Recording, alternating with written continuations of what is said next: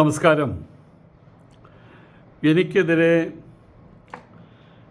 മലപ്പുറം പോലീസിൽ പരാതി പോയിരിക്കുകയാണ്.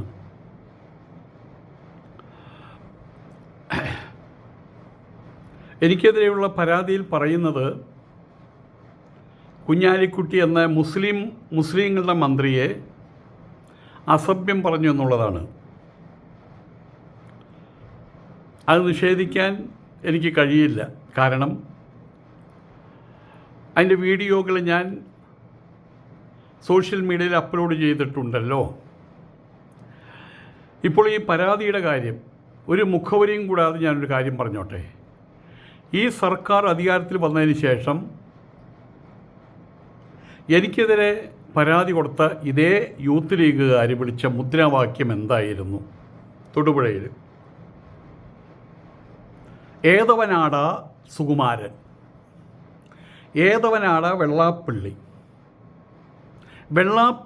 തെമ്മാടി, സുകുമാര തെമ്മാടി, ലീഗ് ഭരിക്കും കേരളത്തിൽ, ലീഗ് പറയും നിയമങ്ങൾ. ഇതൊക്കെ സഭയ്ക്ക് കൊള്ളുന്ന കാര്യങ്ങളാണോ? ഇതൊക്കെ അസഭ്യപരമായിട്ടുള്ള കാര്യങ്ങളല്ലേ? ആലോചിച്ച് നോക്കുക. ഏതായാലും ഇതിന് മറുപടി എൻ്റെ നേതാക്കന്മാരെക്കുറിച്ച് ഈ യൂത്ത് ലീഗന്മാർ അസഭ്യം പറഞ്ഞപ്പോൾ അതിൻ്റെ മറുപടി ഞാൻ കൊടുത്തിരുന്നു. ഏതവനാടാ പാണക്കാട് എന്ന് ചോദിച്ചിട്ട്. അത് വാങ്ങിച്ചു കെട്ടേണ്ട ആവശ്യമുണ്ടായിരുന്നില്ലല്ലോ. ഭരണം കിട്ടി ഭരിച്ചോളൂ. പക്ഷെ അതിൻ്റെ പേരിൽ അഹങ്കരിച്ച് അർമാദിച്ച് നായർ സമുദായത്തിൻ്റെ തലതൊട്ടപ്പനായിരിക്കുന്ന സുകുമാരൻ നായർ അവർകളെ ഏതവനാടാ എടാ സുകുമാര എന്ന് വിളിച്ചാൽ, വെള്ളാപ്പള്ളി ശ്രീ നടേശനെ എടാ വെള്ളാപ്പള്ളി എന്ന് വിളിച്ചാൽ നമുക്കും വേദനയുണ്ടാകും, തിരിച്ചങ്ങോട്ട് വിളിക്കുകയും ചെയ്യും. ആ സമയത്ത് കൊണ്ട് കേസ് കൊടുക്കരുത് കേട്ടോ. ഇതുപോലെ പലയിടത്തുമായിട്ട് ഹിന്ദുക്കളെ, ഹിന്ദു ദേവതകളെ, ഹിന്ദു സംസ്കാര പദ്ധതികളെ അവഹേളിക്കുന്ന രീതിയിൽ ഒരുപാട് ഈ മുസ്ലിം വകതിരിവില്ലാത്ത പിള്ളേർ ഓപ്പൺ മീഡിയയിൽ കിടന്ന് അർമാദിക്കുന്നുണ്ട്. ഒരുപാടിങ്ങനെ അസഭ്യങ്ങൾ പറഞ്ഞിട്ട്. ഇവർക്കെതിരെ കേസെടുക്കാനുള്ള ചുമതല ആർക്കുള്ളതാണ്? ഇപ്പോൾ മന്ത്രി പദവിയിലിരിക്കുന്ന മുസ്ലിങ്ങളുടെ മന്ത്രിയായിട്ടുള്ള കുഞ്ഞാലിക്കുട്ടി തുടങ്ങിയ ആളുകൾക്ക് അതിൻ്റെ ചുമതലയില്ലേ? തൊടുപുഴയിൽ അസഭ്യം പറഞ്ഞ് യൂത്ത് ലീഗുകാർക്കെതിരെ എന്ത് നടപടിയാണ് എടുത്തത്? ആ യൂണിറ്റ് പിരിച്ചുവിട്ടു അത്രേ. നാളെ ഞാനിതുപോലെ നെഞ്ചിൽ കുത്തുന്ന രീതിയിലുള്ള വർത്തമാനം, ശരി, ഈ കുഞ്ഞാലിക്കുട്ടിയെക്കുറിച്ച് പറഞ്ഞു, എൻ്റെ ആശ്രമത്തിൽ നിന്നൊരു കൽപ്പന വരികയാണ്, അയാളെ ഞങ്ങൾ ആശ്രമത്തിൽ നിന്ന് പുറത്താക്കി. പ്രശ്നം കഴിഞ്ഞോ? ഇവിടെ നിയമങ്ങളുണ്ടല്ലോ, പോലീസുണ്ടല്ലോ, കോടതിയിലുണ്ടല്ലോ. അതൊന്നും ചെയ്തില്ല. ഞങ്ങൾ പിരിച്ചുവിട്ടു എന്നുള്ള പ്രസ്താവന ഇറക്കി തിരിച്ചെടുത്ത കാര്യം കഴിഞ്ഞല്ലോ. ഇപ്പോൾ ഈ വക വർത്താനങ്ങൾ തിരിച്ചു കിട്ടുമ്പോൾ എന്തിനാണ് ഇത്രയും വിഷമിക്കുന്നത്? ഇതൊക്കെ നേരത്തെ അറിഞ്ഞു വെക്കേണ്ടുന്ന കാര്യങ്ങളല്ലേ? ഇവിടെ അനേക കാലമായിട്ട് ഈ മുസ്ലിങ്ങൾ എന്ന് പറഞ്ഞു കഴിഞ്ഞോട്ട് പറയും, മുസ്ലിങ്ങൾ മുഴുവൻ പറയരുത് എന്ന് പറയും, മുസ്ലിങ്ങളെന്ന് തന്നെ പറയും. ആർക്കാ വിഷമം? തെമ്മാടിത്തരം കാണിക്കുന്ന മുസ്ലിങ്ങൾക്കേ വിഷമമുള്ളൂ. തീവ്രവാദം പ്രചരിപ്പിക്കുന്ന മുസ്ലിങ്ങൾക്കേ വിഷമമുള്ളൂ. 10 പേര് ഇങ്ങനെ നടന്നു പോകുന്ന സമയത്ത് അടാ പൊട്ടക്കണ്ണെന്ന് വിളിച്ചാൽ പൊട്ടക്കണ്ണം മാത്രം തിരിഞ്ഞു നോക്കിയാൽ മതിയല്ലോ. ബാക്കിയുള്ളവർ എന്നെ പൊട്ടക്കണ്ണെന്ന് വിളിച്ചതെന്ന് ചോദിക്കേണ്ട ആവശ്യമില്ലല്ലോ. അതുകൊണ്ട് എപ്പോഴും തീവ്രവാദികളായിട്ടുള്ള മുസ്ലിങ്ങൾ അല്ലെങ്കിൽ അവിവേകിയായിട്ടുള്ള മുസ്ലിങ്ങളൊന്നും പറയേണ്ട വലിയ കാര്യമൊന്നുമില്ല. മുസ്ലിങ്ങളെന്ന് തന്നെയാണ് ഞാൻ പറയുള്ളൂ. വേണമെങ്കിൽ കേട്ടാൽ മതി.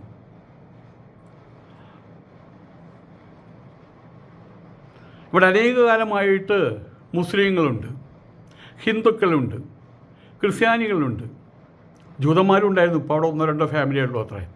അവരെല്ലാം തന്നെ അവരവരുടേതായിട്ടുള്ള ആചാരങ്ങൾ, അനുഷ്ഠാനങ്ങൾ അതുമായിട്ട് മുന്നോട്ട് പോകുന്നുണ്ട്. ഇതിലാദ്യത്തെ പോറൽ വീണത് വളരെ സോഫ്റ്റായിട്ട് മൃദുവായിട്ട് മാനസ സരോവരത്തിൽ തടാകം പോലെ കല്ലോലങ്ങൾ പോലുമില്ലാതെ കിടന്നിരുന്ന് ആ തടാകത്തിന് വലിയൊരു ആനയുടെ വലിപ്പമുള്ളൊരു കല്ല് കൊണ്ടിട്ടത് ആദ്യമായിട്ട് ആരാ ചെയ്തത്?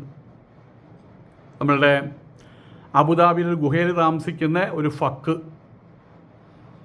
അവനല്ലേ ആദ്യം ഇതിനകത്ത് കൊണ്ട് കലക്കി വിട്ടത്.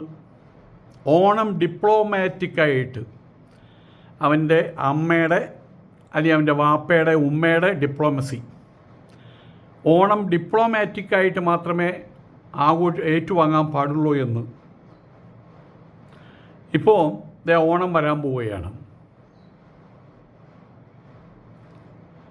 അപ്പുറത്തെ വീട്ടിലെ കല്യാണിക്കുട്ടിയമ്മ ഇപ്പുറത്തെ പാത്തുമ്മയ്ക്ക് പായസം കൊണ്ട് ചെല്ലുമ്പോൾ, പാത്തുവോ ഇതാ പായസം കൊണ്ടുവന്നിട്ടുണ്ട് കേട്ടോ, ഓണല്ലേ ഇന്നവിടെ ആഹാരം ഒന്നും വെക്കണ്ട കേട്ടോ, പഴം നുറുക്കും പപ്പടവും എല്ലാം ഞങ്ങൾ തരാം. അപ്പോൾ പാത്തുവിന് പറയേണ്ട ഗതികേടാ, കല്യാണിയമ്മേ ഞങ്ങളുടെ ഉസ്തു പറഞ്ഞിട്ടുണ്ട് ഇതൊന്നും വാങ്ങിക്കരുതെന്ന്, ഇത് വാങ്ങിച്ചാൽ സ്വർഗത്തിൽ പോവില്ല എന്ന് പറഞ്ഞിട്ടുണ്ട്, ഞങ്ങൾ എന്താ ചെയ്യുക? ഒന്നും തോന്നരുത് കേട്ടോ, ഞങ്ങൾ വാങ്ങുന്നില്ല എന്ന് പറയുന്ന സാഹചര്യത്തിൽ എത്തിച്ച് അവരെപ്പോലുള്ള ആളുകളല്ലേ ഈ സമൂഹത്തെ ഇങ്ങനെ വിഘടിപ്പിച്ച് നിർത്തിയത്. ഇപ്പോൾ ഓണം വീണ്ടും വരുന്നുണ്ട്, വിളിച്ചു പറയട്ടെ, അവൻ വിളിച്ചു പറയട്ടെ. എത്ര കാലം ഇതിങ്ങനെ പറയുമെന്നറിയാലോ, എല്ലാത്തിനും ഒരു അവസാനം ഉണ്ടാകണമല്ലോ. എന്തായാലും ഓണം ഡിപ്ലോമാറ്റിക്കായിട്ട് ആചരിക്കണമെന്ന് പരസ്യമായിട്ട് പറഞ്ഞ കാര്യം ഹിന്ദു ജനവിഭാഗത്തിൻ്റെ മനസ്സിൽ ശക്തമായിട്ട് പതിഞ്ഞു കിടക്കുന്നുണ്ട്.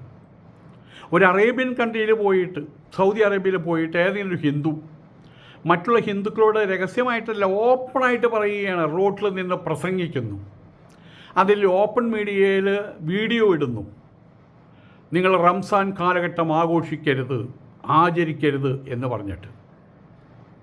നിങ്ങൾക്ക് ആചരിക്കാതിരിക്കാം, കാരണം നിങ്ങളൊരു ഹിന്ദു ആയിരിക്കാം, നിങ്ങളൊരു ക്രിസ്ത്യാനി ആയിരിക്കാം, നിങ്ങൾക്ക് റംസാനിലെ ഉപവാസം അനുഷ്ഠിക്കാതിരിക്കാം. പക്ഷെ അത് വീടിനകത്ത് പരസ്യമായിട്ട് റോട്ടിൽ നിന്നിട്ട് നമ്മളെന്തെങ്കിലും കടിച്ചു വലിക്കുന്നത് അവരെ കാണിക്കുന്നത് കളിയാക്കരുത്. വാസ്തവത്തിൽ നിങ്ങളുടെ റംസാനൊന്നും ഞങ്ങൾക്ക് പ്രശ്നമല്ല. അവിടെ പിന്നെ തലയ്ക്ക് അടി കിട്ടുന്നത് വേറെ കാര്യം. ഇവിടെ അങ്ങനെയല്ലാത്തത് കൊണ്ട് ആണ് ഈ വൃത്തികേട് കാണിക്കുന്നത്. റംസാൻ നിങ്ങൾക്ക് ആചരിക്കാതിരിക്കാം, നിങ്ങളുടെ വീട്ടിൽ ആഹാരം വെച്ച് നിങ്ങൾ കഴിച്ചോളൂ, ഒരു പോലീസും വരില്ല. പക്ഷേ പുറത്ത് നിങ്ങൾ ആഹാരം വെച്ചിട്ട് പുറത്ത് നിന്ന് മറ്റുള്ളവർ കാണാതെ അത് ചെയ്താൽ, അപ്പം ഇത്തരം കാര്യങ്ങൾ നിങ്ങൾ ഓണാഘോഷിക്കണ്ട. നിങ്ങൾ പള്ളിക്കകത്ത് പറഞ്ഞോളൂ ഓണം അത് ആചാരപരമാണ്, അതൊന്നും പങ്കെടുക്കരുതെന്ന്. പക്ഷെ അത് പരസ്യമായിട്ട് പറയുന്നത് എൻ്റെ തെള്ളയ്ക്ക് അടി കിട്ടാഞ്ഞിട്ടല്ലടാ തെമ്മാടി ഫക്കേ. ഹിന്ദു ഉണരുമടാ, ഇന്നല്ലേ നാളെ ഹിന്ദു ഉണരുടാ. അതാണ് ഞാൻ വെല്ലുവിളിക്കുന്നത്. എല്ലാ ഓണത്തിനും നിൻ്റെ ഫക്കിംഗ് സ്റ്റേറ്റ്മെൻറ്റ് വരട്ടെ. എടാ ഫക്കേ, നിൻ്റെ ഫക്കിംഗ് സ്റ്റേറ്റ്മെൻറ്റ് വരട്ടെ. ഓണം ഇത്തവണയും ആഘോഷിക്കരുത്, നീ പറ, വീണ്ടും പറ. ഇത് പരസ്യമായിട്ട് ഇങ്ങനെയുള്ള പബ്ലിക് ഡൊമൈനിൽ വിളിച്ചു പറയുമ്പോൾ അത് ഇവിടെയുള്ള ഹിന്ദു സമൂഹത്തെ അവഹേളിക്കുന്നതിന് തുല്യമല്ലേ വാസ്തവത്തിൽ? അവരുടെ മുഖത്തടിക്കുന്നതിന് തുല്യമല്ലേ വാസ്തവത്തിൽ? ഇപ്പോൾ ഓരോ ഓണം വരുമ്പോഴും ഗ്രാമങ്ങളിലുള്ള മുസ്ലിങ്ങൾ തൊട്ടപ്പുറത്തുള്ള ഹിന്ദു ഫാമിലി അവർക്ക് ആഹാരമോ പഴം നുറുക്ക് പായസമോ കൊണ്ടു കൊടുക്കുമ്പോൾ അവർ വലിയ ഡിലമ്മയിലാണ്. അത് വാങ്ങണോ വാങ്ങണ്ടേ? വാങ്ങിയില്ലെങ്കിൽ ആ വീട്ടുകാരുമായിട്ട് ഉള്ള ആ ഒരു ടേംസ് ആൻഡ് അത് നഷ്ടപ്പെട്ടു പോകും. വാങ്ങി കഴിഞ്ഞാൽ സ്വർഗത്തിലേക്ക് പിന്നെ ടിക്കറ്റ് കൊടുക്കില്ല അത്രേ. മലപ്പുറത്തുനിന്ന് വളാഞ്ചേരിക്ക് ടിക്കറ്റ് എടുക്കില്ലേ, ബസ് വരും, വളാഞ്ചേരി, അപ്പോൾ ടിക്കറ്റ് കൊടുക്കും പൈസ കൊടുത്താൽ. ഇതുപോലെ ഈ തലയെക്കെട്ട് തെമ്മാടികളാണ് അത്ര സ്വർഗത്തിലുള്ള ടിക്കറ്റ് കൊടുക്കുന്നവർ. അവർ ടിക്കറ്റ് തരില്ല കല്യാണിയമ്മേ, അതുകൊണ്ട് നിങ്ങളുടെ പായസം വേണ്ട കേട്ടോ. അവർ ഡിലമ്മയിലാണ്. പിന്നെ ബഹുദേവതാരാധന എന്ന സങ്കല്പം വെച്ചുകൊണ്ട് പലപ്പോഴും പല സംവാദങ്ങളിലും ഇതുപോലുള്ള പബ്ലിക് ഡൊമൈനുകളും വന്ന് ഹിന്ദു സമൂഹത്തെ തൊട്ടതിനെയും പിടിച്ചതിനെ ആരാധിക്കുന്നവർ എന്ന രീതിയിൽ അവഹേളിക്കുന്നതും കണ്ടിട്ടുണ്ട്. ഏറ്റവും വലിയ അവഹേളന വാങ്കുവിളിയാണ്. കാരണം അന്നത്തെ കാലഘട്ടത്തിൽ മണലാരണ്യത്തിന് ആടുമേക്കൽ മാത്രമായിരുന്നു തൊഴിൽ. അന്ന് ബാങ്കിങ് സർവീസ് ഉണ്ടായിരുന്നില്ല, തീവണ്ടി സർവീസ്, ബസ് സർവീസ് ഉണ്ടായിരുന്നില്ല, ഗവൺമെൻറ് വില്ലേജ് ഓഫീസ് കാര്യങ്ങളുണ്ടായിരുന്നില്ല. അന്ന് ആടിനെ മേയ്ക്കുക, പാല് കുടിക്കുക, കടലിൽ പോയിട്ട് മത്സ്യം പിടിക്കുക, അവിടെ ഈന്തപ്പഴം കൂട്ടി, പച്ച ഈന്തപ്പഴം കൂട്ടി ചുട്ട് തിന്നുക. അതിനപ്പുറം ഒരു കാര്യങ്ങൾ അവിടെ ഉണ്ടായിരുന്നില്ല. അങ്ങനെ ആടിനെ മേയ്ക്കാൻ പോകുന്ന സമയത്ത് ഈ മണലാരണ്യം, ഇങ്ങനെ കിടക്കുന്ന മണലാരണ്യം ഒരു കാറ്റ് വരുമ്പോൾ ഇങ്ങനെയായി മാറും. അപ്പോൾ തൻ്റെ ദിശ തെറ്റും. പിന്നെ സമയം അറിയാമെന്ന് വാച്ചില്ല. ആയതുകൊണ്ട് തന്നെ ഇവരെന്ത് ചെയ്യും? എവിടെ ഉയർന്ന പ്രദേശത്ത് നിന്ന് മരത്തടി കൊണ്ട് കൊട്ടും, ടട്ടേന്ന് കൊട്ടും. അത് പിന്നെ പാട്ട കൊട്ടാൻ തുടങ്ങി. പിന്നീട് അത് ഒരു പദ്യരൂപത്തിലാക്കി ഇന്നത്തെ രീതിയിൽ അല്ലാഹു അക്ബർ എന്ന് പറയുന്ന ആ ഒരു വിളിയാക്കി മാറ്റി. ഇന്നിപ്പോൾ അതിൻ്റെ ആവശ്യമുണ്ടോ? ഇന്നിവിടെ ഹിന്ദു ക്രിസ്ത്യാനികൾ എല്ലാവരും ഉണ്ട്, ഗവൺമെൻറ് ഓഫീസുണ്ട്, സ്കൂളുണ്ട്, എല്ലാം ഉണ്ട്. ഹിന്ദു അമ്പലങ്ങളിലെ മൈക്ക് സെറ്റ്, ഇവരുടെ മൈക്ക് സെറ്റ്, ഇതൊക്കെയും കൊലവിളികളെന്നല്ലേ പറയാൻ പറ്റുള്ളൂ. മറ്റുള്ളവരുടെ മനസ്സിനെ ഹനിക്കുന്ന, ഞാൻ കൂട്ടത്തിൽ അതും പറഞ്ഞു എന്ന് മാത്രം. പിന്നെ ബഹുദേവതാരാധന. ഹിന്ദുക്കൾക്ക് ബഹുദേവതാരാധന ഇല്ലടാ, അറിവില്ലാത്തവരെ. ഹിന്ദുവിന് ഒരു ദൈവവുമില്ല, അത് നീ മനസ്സിലാക്കുക.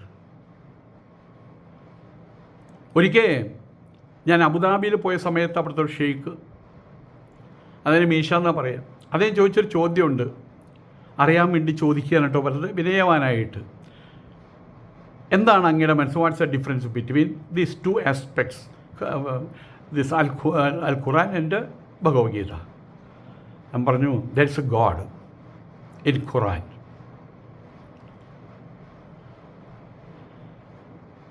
നിങ്ങളുടെ കോൺസെപ്റ്റ് പ്രകാരം there is a god, one god, his name is Allah. നിങ്ങൾക്കൊരു ദൈവമുണ്ടെങ്കിൽ ഉപനിഷത്ത് പദ്ധതി പ്രകാരം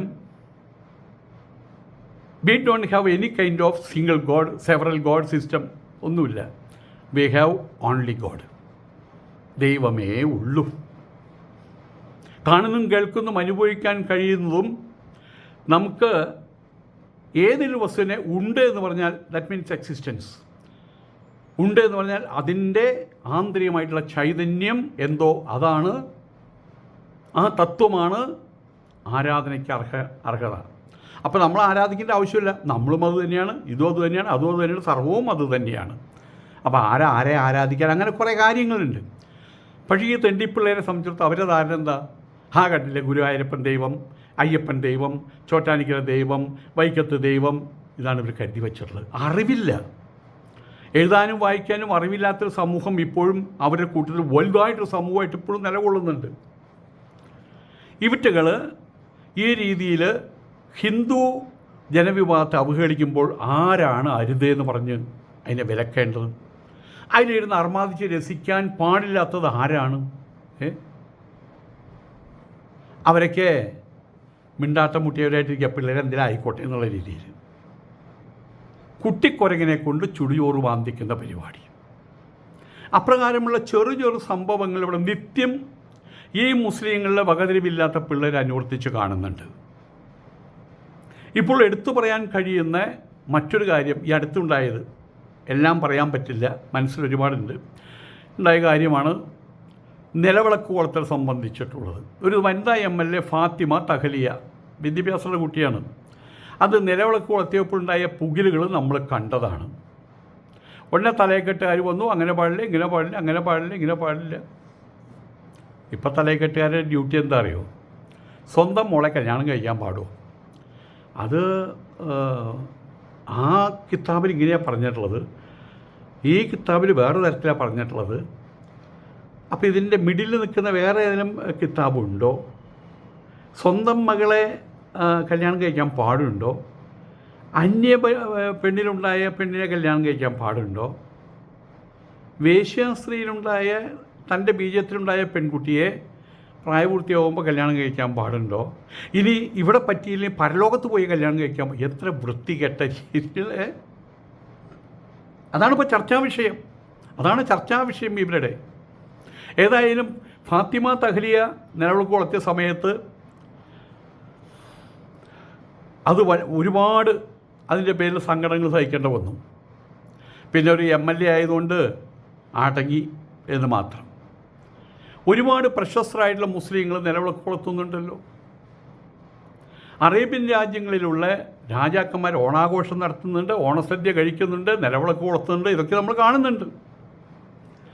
ഈ കേരളത്തിന് മാത്രം ഇപ്രകാരം ഒരു പദ്ധതി, അതായത് നിലവിളക്ക് കൊളുത്തുന്നത് മഹാപാപമാണെന്ന് പറഞ്ഞുകൊണ്ടുള്ള പദ്ധതി സത്യത്തിൽ എന്തിനു വേണ്ടിയിട്ടുള്ളതാണ്? ഹിന്ദു ജനതയെ, ഹൈന്ദവരെ മാനസികമായിട്ട് തളർത്താൻ വേണ്ടിയിട്ടല്ലേ അവരിപ്രകാരം പറയുന്നതും പ്രവർത്തിക്കുന്നതും. നിങ്ങളൊക്കെ കാണിക്കുന്നത് വിഡ്ഢിത്തരങ്ങളാണ്. ഞങ്ങൾ സംതിങ് സ്പെഷ്യലാണെന്ന് കാണിക്കാൻ വേണ്ടിയിട്ടല്ലേ ഇത് ചെയ്യുന്നത്. ഇവിടെ നമ്മളുടെ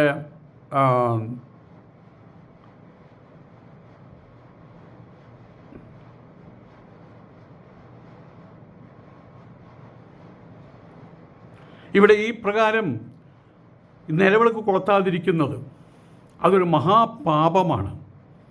അത് മഹാപാപികൾ ചെയ്യുന്നതാണ്. ആരാ? ഹിന്ദുക്കൾ. അത് പറയാതെ പറഞ്ഞുകൊണ്ടല്ലേ ഇവർ ഈ രീതിയിലുള്ള പ്രകസനം കാഴ്ചവെക്കുന്നത്. നിലവിളക്ക് കൊളുത്തുന്ന ചടങ്ങിൽ ഈ മുസ്ലിങ്ങളുടെ മന്ത്രി കുഞ്ഞാലിക്കുട്ടി എന്ന് പറയുന്നവൻ 10-12 ആളുകളുടെ പുറകിൽ നിൽക്കാമായിരുന്നല്ലോ. അതല്ലെങ്കിൽ ഏതെങ്കിലും സ്ഥലത്ത് വശത്ത് മാറി നിൽക്കാമായിരുന്നല്ലോ. പക്ഷെ അതിൻ്റെ മധ്യത്തിലായിട്ട് പ്രതിഷ്ഠ സ്വയം നിർവഹിച്ചിരിക്കുകയാണ്. നിലവിളക്കിൻ്റെ തൊട്ട് മുൻപിൽ എല്ലാ ഐശ്വര്യവും നഷ്ടപ്പെടുത്തുന്ന രീതിയിൽ അവൻ്റെ മോന്തായം കൊണ്ട് അവിടെ നിർത്തിയിരിക്കുകയാണ്. ഐസ്ക്രീം മോന്തായം. അതിൻ്റെ മധ്യത്തിൽ നിലവിളക്കിനോട് തൊട്ടു മുമ്പിൽ ചേർന്ന് നിന്ന് ഈ സഭയ്ക്ക് കൊള്ളാത്ത തെമ്മാടിത്തരം അവൻ കാണിച്ചു. കൊടിവിളക്ക് പിടിച്ച് ഇപ്പുറത്തേക്ക് കൊടുക്കുന്നു, കൊടിവിളക്ക് പിടിച്ച് ഇപ്പുറത്തേക്ക് കൊടുക്കുന്നു. അതോ മനഃപൂർവ്വം ചെയ്ത പ്രവൃത്തിയല്ലേ? ഹൈന്ദവ ജനതയുടെ മുഖത്തടിക്കുകയല്ലേ ചെയ്തത്? നിലവിളക്ക് കൊളുത്തുക എന്നുള്ളത് തനിക്കും തൻ്റെ വിശ്വാസത്തിനും മതത്തിനും അതൊരു അസംബന്ധമാണ് എന്ന് ലോകരെ അറിയിക്കാൻ കിട്ടിയ ഒരു സുവർണ അവസരം ഉപയോഗിക്കുകയല്ലേ ചെയ്തത്? വാസ്തവത്തിൽ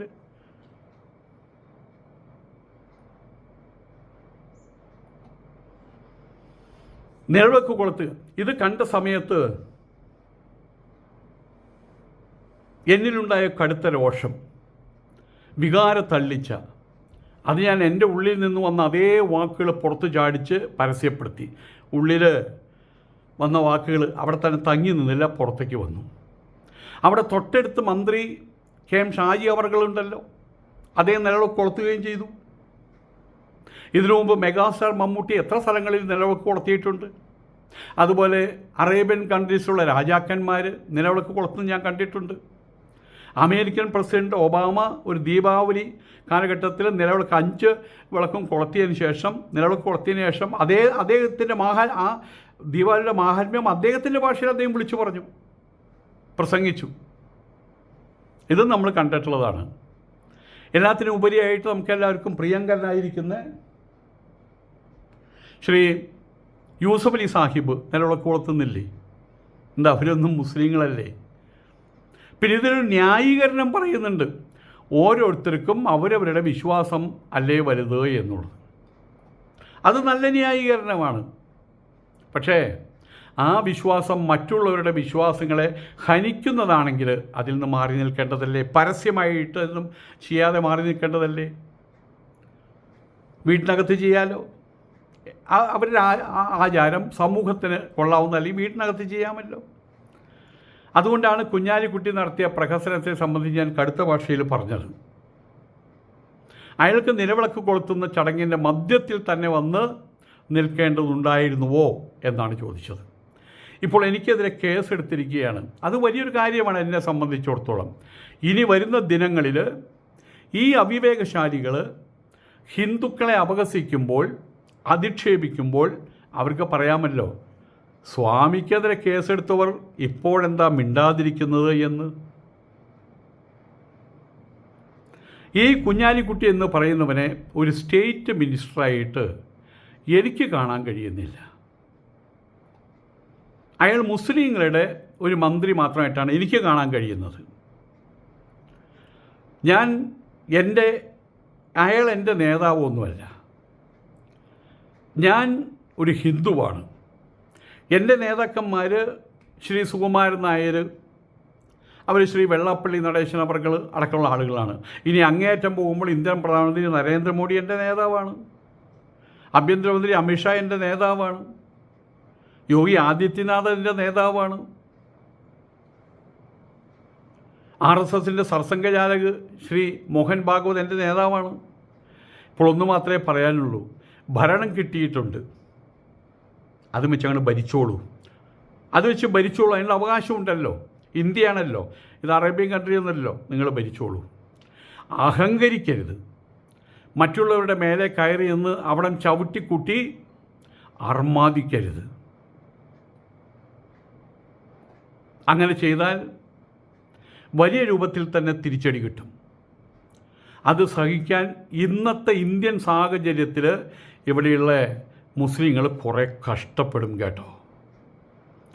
ഇപ്പോൾ മുസ്ലിം പ്രസ്ഥാനങ്ങളും അതിലെ അടിമവർഗവും വല്ലാതെ നെഗളിക്കുന്നുണ്ട്. അത് നല്ലതിനല്ല എന്ന് മനസ്സിലാക്കിയാൽ നിങ്ങൾക്ക് നല്ലത്.